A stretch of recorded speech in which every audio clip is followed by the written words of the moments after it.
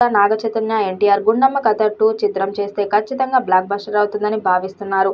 ఈ చిత్రం అప్పట్లోనే బాక్సాఫీస్‌ని బద్దలు కొట్టింది. ఇప్పుడున్న జనరేషన్‌లో ఫ్యామిలీ ఎంటర్‌టైన్‌మెంట్ చిత్రాలను ప్రేక్షకులు బ్రహ్మరథం పడుతున్నారు.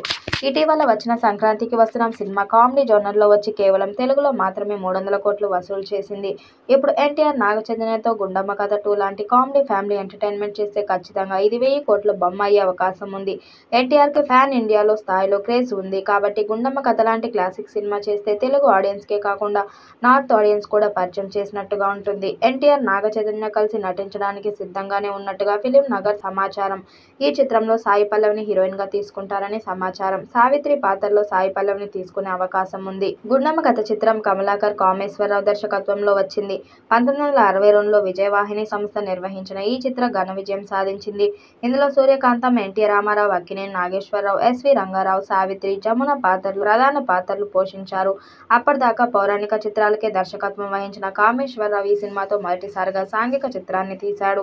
అప్పట్లో ఇది అగ్రశ్రేణి నటులతో నిర్మించిన మల్టీస్టార్ కానీ 'గుండమ్మ కథ' అని సూర్యకాంతం పాత్ర పేరు మీద సినిమా పేరు పెట్టడమే గొప్ప వైవిధ్యమని విశ్లేషకులు ప్రస్తావిస్తారు. అన్నదమ్ములు అయిన హీరోలు గుండమ్మ ఇంట్లో చేరి ఆమె కూతురును ఎలా ప్రేమించి పెళ్లి చేసుకున్నారు అనే థీమ్‌తో ఈ కథ సాగుతుంది.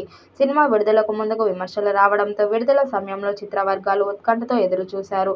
'గుండమ్మ కథ' ప్రివ్యూ చూసినప్పుడు ఎన్టీఆర్ నిక్కర్లో తెరపై కనిపించగానే ప్రివ్యూ చూస్తున్న చిన్న పిల్లలంతా ఒక పెట్టున నవ్వారు. అది చూసిన చక్రపాణి ఆ అంచనాలతో ప్రివ్యూ అవగానే ఎవరిని అనుకున్నా సినిమా సూపర్ హిట్ అని తేల్చేశారు. ఆయన అంచనాలు నిజం చేస్తూ సినిమా బ్లాక్ బస్టర్ అయింది. ఇప్పుడు ఈ సినిమా ప్రెజెంట్ ట్రెండ్‌కి తగ్గట్టుగా తీయడానికి నాగ్ అశ్విన్ ప్లాన్ చేస్తున్నారట. ఎన్టీఆర్, నాగచైతన్య 'గుండమ్మ కథ' రీమేక్ చేస్తే 1000 కోట్లు కలెక్ట్ చేయడం ఖాయమని ఫిల్మ్ నగర్‌లో వినిపిస్తుంది. మరి ఈ సినిమా ఎప్పుడు తెరకెక్కుతుంది అన్నది ఆసక్తిగా మారింది.